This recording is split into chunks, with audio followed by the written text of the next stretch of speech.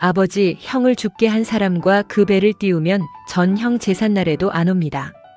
둘째, 민호가 작업장 바닥에 장갑을 내던졌습니다. 장갑은 톱밥 위를 미끄러지다 3년째 뒤집혀 있던 나무배 옆에 멈췄습니다. 저는 대답하지 못한 채 배에 갈라진 옆판만 쓸었습니다. 죽은 큰아들 태진이가 마지막으로 만든 배였습니다.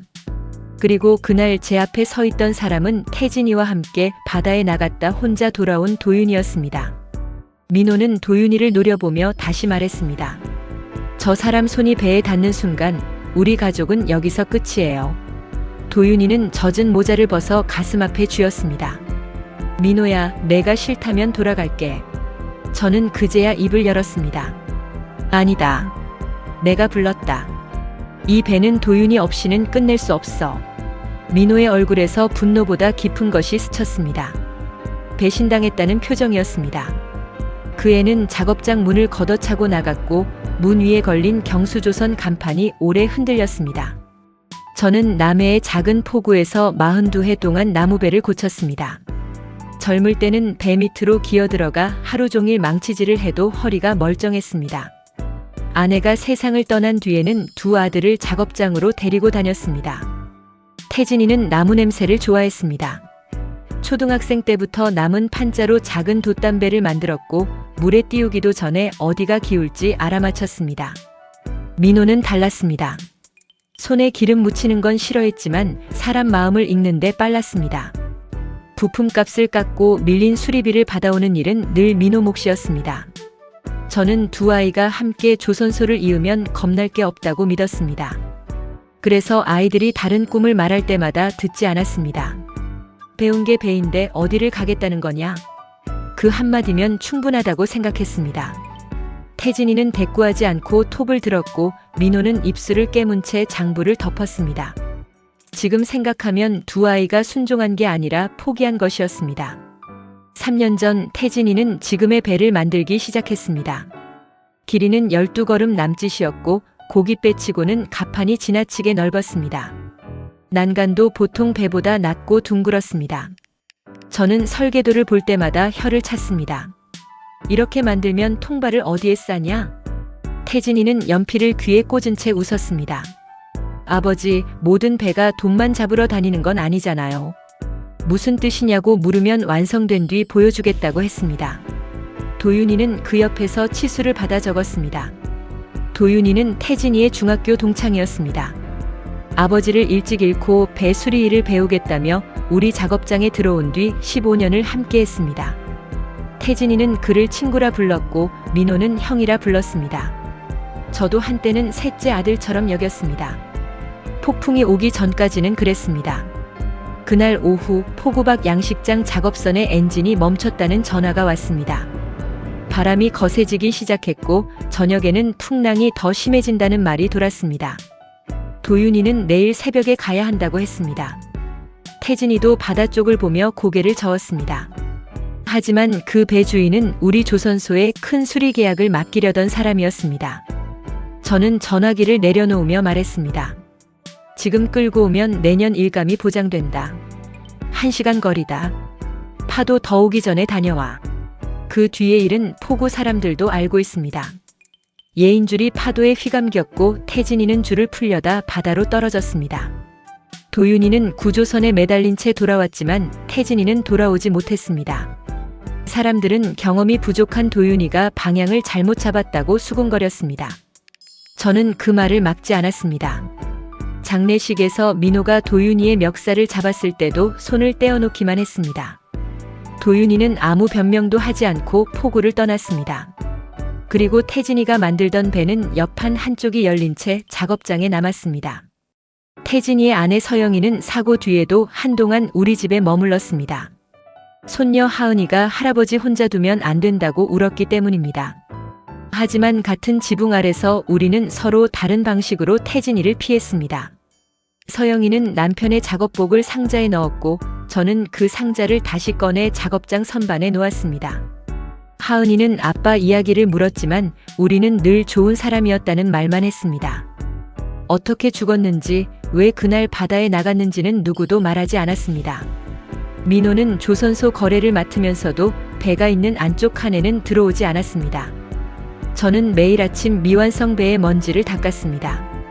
끝낼 수도 없고 버릴 수도 없었습니다. 마치 배를 그대로 두면 그날의 질문도 멈춘 채 남아있을 것 같았습니다. 올봄 하은이가 학교에서 장래 희망을 적어왔습니다. 종이에는 사람을 태우는 배의 선장이라고 쓰여 있었습니다. 서영이는 종이를 접어 가방에 넣었지만 저는 아이에게 왜 그런 배를 타고 싶냐고 물었습니다. 아빠가 만들던 배가 그런 배랬어요. 하은이는 너무 당연하다는 듯 대답했습니다. 섬 할머니들이 병원 갈 때 타는 배요.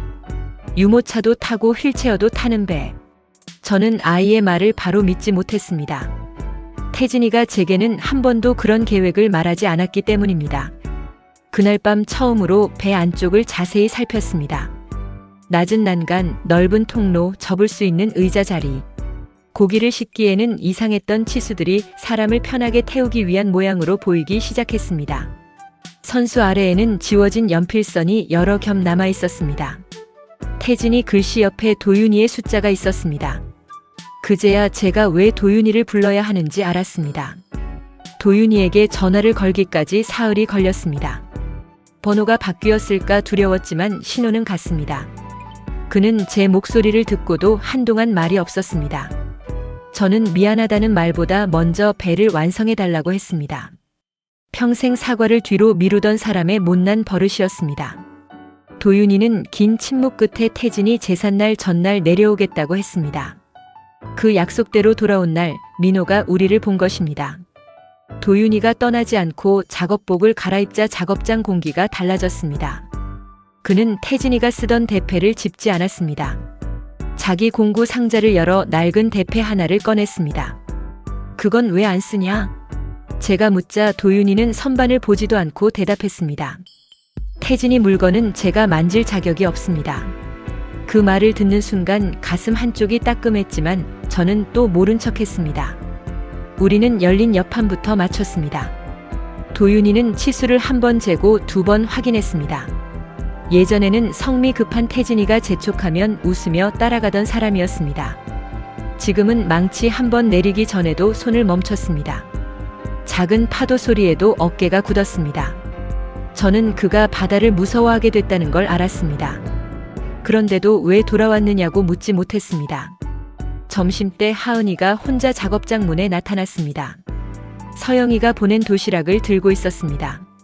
도윤이를 본 아이는 걸음을 멈췄습니다. 장례식 사진에서 본 얼굴을 알아본 듯 했습니다. 아저씨가 아빠랑 마지막으로 같이 있던 사람이에요? 도윤이의 손에서 숟가락이 떨어졌습니다. 저는 아이를 데리고 나가려 했지만 하은이는 버텼습니다. 아빠가 무서워했어요?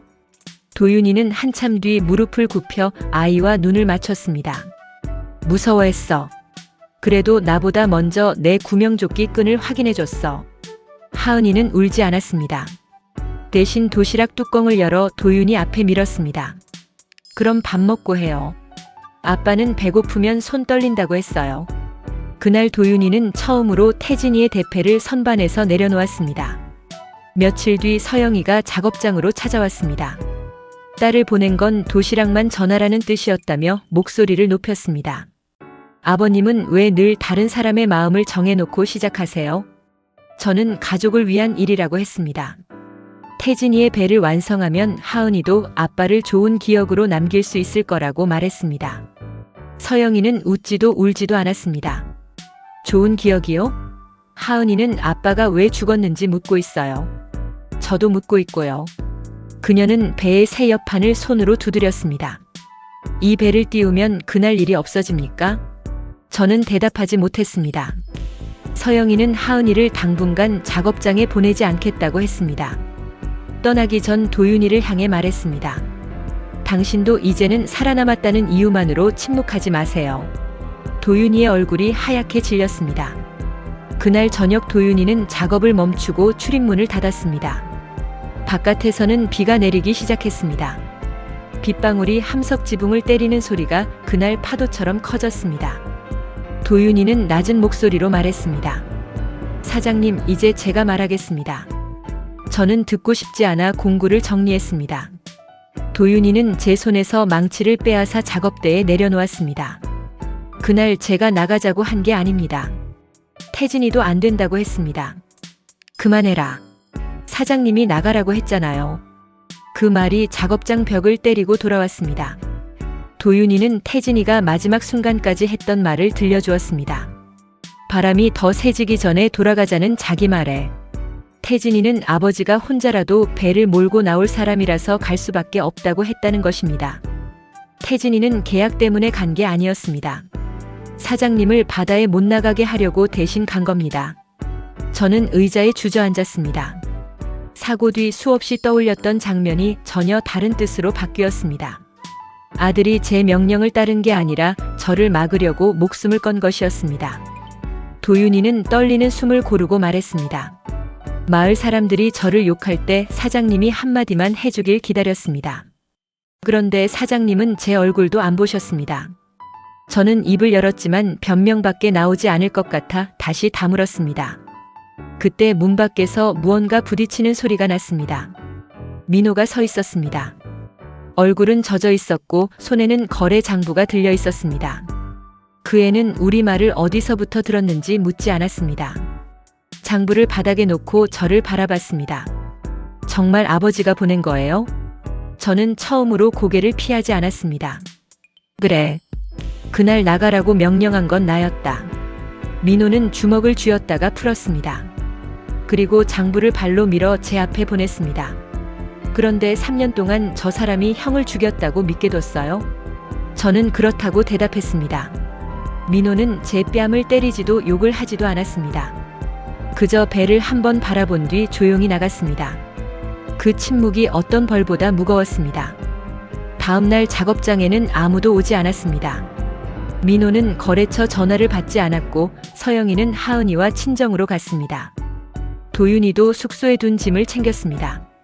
저는 배 옆에 혼자 앉아 밤을 보냈습니다. 동이틀 무렵 열린 옆판을 다시 뜯기 시작했습니다. 이 배를 완성할 자격이 없다고 생각했습니다. 첫 번째 판자를 내려놓을 때 도윤이가 들어왔습니다.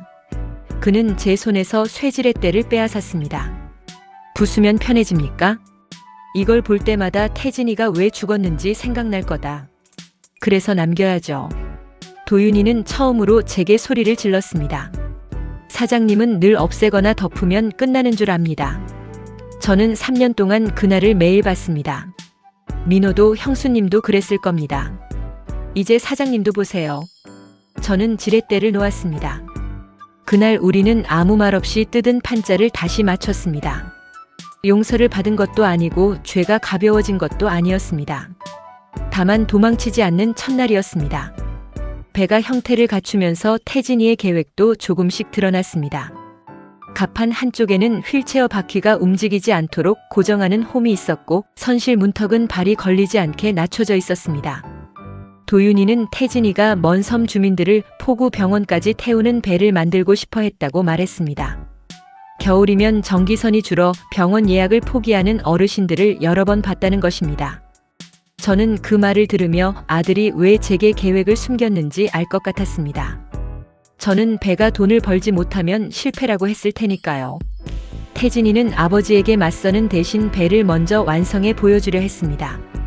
그러나 배는 완성되지 못했고 저는 아들의 꿈까지 제 방식으로 묻어놓았습니다. 저는 수십 년 거래한 양식장 주인에게 전화를 걸었습니다. 내년 긴급 예인 계약을 받지 않겠다고 말했습니다.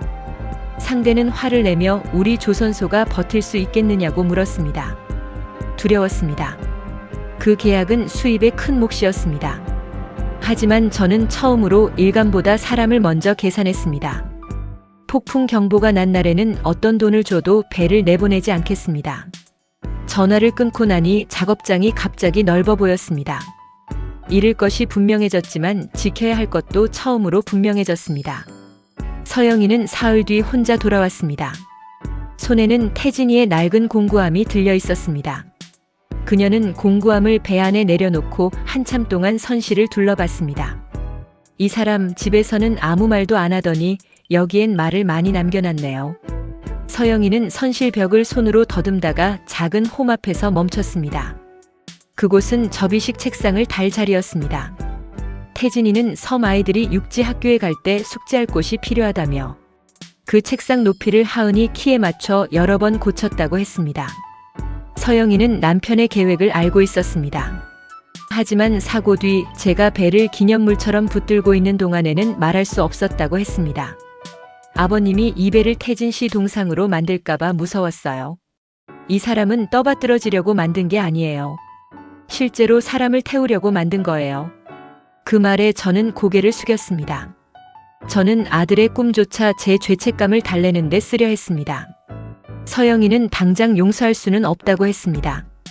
다만 배를 완성하려면 자신이 알고 있는 치수를 말해주겠다고 했습니다. 그날부터 서영이는 퇴근 뒤 1시간씩 작업장에 왔습니다.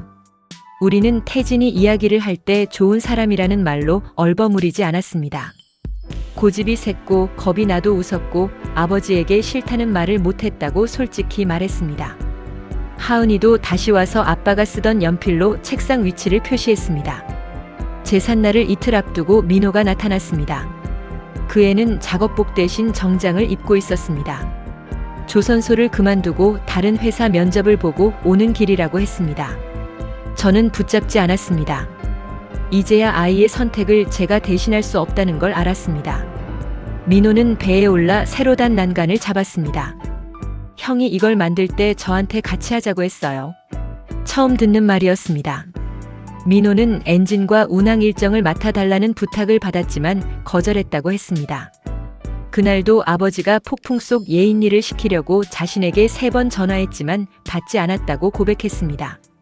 며칠 전 제가 조선소를 물려받지 않으면 사람 구실 못한다고 몰아붙였고 민호는 다시는 제 전화를 받지 않겠다고 마음먹은 상태였습니다. 결국 태진이가 전화를 받았습니다. 형이 나간 건 아버지 때문만이 아니에요. 제가 전화를 안 받아서예요. 민호의 목소리가 무너졌습니다. 저도 그걸 알고 있었어요. 그런데 도윤이 형을 미워하면 제가 좀 덜 나쁜 사람이 되는 것 같았습니다. 도윤이는 아무 말 없이 민호 옆에 섰습니다. 민호가 미안하다고 하자 도윤이는 바로 괜찮다고 하지 않았습니다. 나도 내 형을 붙잡지 못했다. 우리 셋 다 괜찮아지려면 오래 걸릴 거야. 민호는 고개를 끄덕였습니다. 우리는 그날 처음으로 누가 가장 잘못했는지를 겨루지 않았습니다. 각자 감춰온 몫을 자기 앞에 내려놓았습니다. 출항 전날 마지막 선실 의자를 달다가 바닥판 아래에서 접힌 나무 받침 하나가 나왔습니다. 도윤이는 그것을 보는 순간 웃다가 울었습니다. 받침 뒷면에는 태진이의 연필 글씨가 남아 있었습니다. 아버지 자리. 허리 기대는 각도 다시 잴 것. 저는 손끝으로 그 글씨를 몇 번이나 따라갔습니다. 아들이 이 배를 만들면 저를 떠날 거라고 생각했습니다. 그래서 새 계획을 물어보지도 않고 돈이 되느냐고 몰아붙였습니다. 하지만 태진이는 허리가 굽은 제가 오래 앉아 아이들에게 배 수리를 가르칠 자리까지 만들고 있었습니다.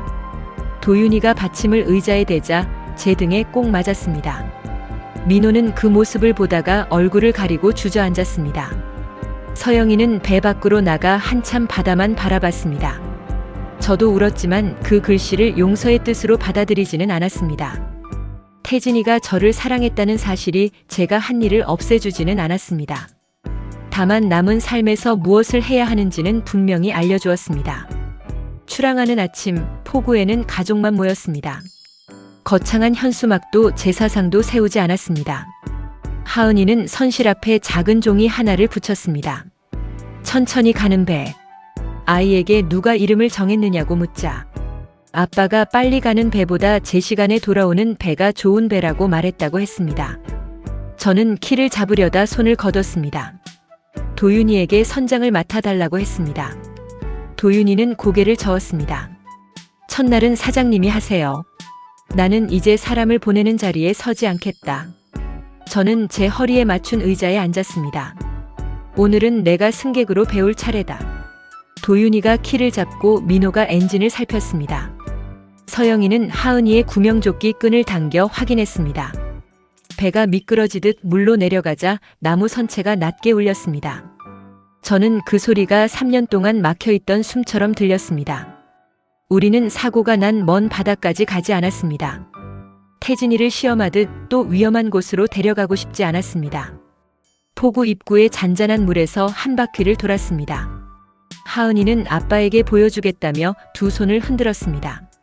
민호는 엔진 소리를 핑계로 고개를 돌렸고 도윤이는 키를 놓지 않은 채 울었습니다. 저는 가족에게 용서해달라고 말하지 않았습니다. 대신 앞으로 이 배를 어떻게 쓸지 물었습니다. 서영이는 섬 주민들의 병원 가는 날부터 알아보자고 했습니다. 민호는 새 회사에 다니더라도 주말 운항은 맡겠다고 했습니다. 도윤이는 바다에 대한 두려움이 사라진 건 아니지만 천천히 다시 배워보겠다고 했습니다. 하은이는 할아버지가 아이들에게 망치 쓰는 법을 가르쳐야 한다고 정했습니다. 저는 그 결정들을 듣고만 있었습니다. 평생 처음으로 가족의 계획을 고치지 않았습니다. 그 뒤로 천천히 가는 배는 일주일에 2번 섬과 포구를 오갑니다. 병원 예약이 있는 어르신, 장을 보러 가는 부부, 육지학교 행사에 가는 아이들이 탑니다. 요금으로 큰 돈을 벌지는 못합니다. 긴급 예인 계약을 끊은 뒤 조선소 형편도 전보다 빠듯해졌습니다. 그래도 폭풍 예보가 뜨면 우리는 문부터 닫습니다. 누가 손해를 따져도 다음날 다시 열면 된다고 말합니다. 민호는 다른 회사에 취직했고 토요일마다 돌아와 엔진을 봅니다. 도윤이는 아직 큰 파도가 오면 숨이 가빠지지만 그럴 때는 키를 민호에게 넘기고 제 옆에 앉습니다. 서영이는 저를 예전처럼 아버님이라 부르지만 아직 혼자 우리 집에 오지는 않습니다. 저는 그 거리를 재촉하지 않습니다. 하은이는 배의 접이식 책상에서 숙제를 하고 다 하면 태진이의 대패로 남은 나무를 밀어 작은 배를 만듭니다. 작업장 간판도 바꾸었습니다. 제 이름이 적힌 경수조선을 내리고 가족과 의논에 돌아오는 배 작업장이라고 달았습니다. 간판을 떼던 날 민호가 왜 굳이 이름을 바꾸느냐고 물었습니다. 저는 이제야 배가 무엇을 위해 있어야 하는지 알았다고 대답했습니다. 바다로 내보내는 것만이 제 일이 아니었습니다. 무사히 돌아오게 만드는 것까지 제 일이었습니다. 저는 아직 태진이에게 미안하다는 말을 매일 합니다. 대답은 들리지 않습니다. 그래도 예전처럼 그 침묵에 제 뜻을 덧붙이지 않습니다. 용서했다고도 이해했을 거라고도 생각하지 않습니다. 대신 오늘 지킬 약속을 지킵니다. 바람을 확인하고 구명조끼 끈을 당기고 누군가 싫다고 말하면 멈춥니다. 우리가 그날 띄운 것은 미완성 배 한 척만이 아니었습니다. 서로에게 떠넘겼던 죄책감을 제자리로 돌려놓고도 함께 살아갈 수 있다는 느리고 어려운 약속이었습니다.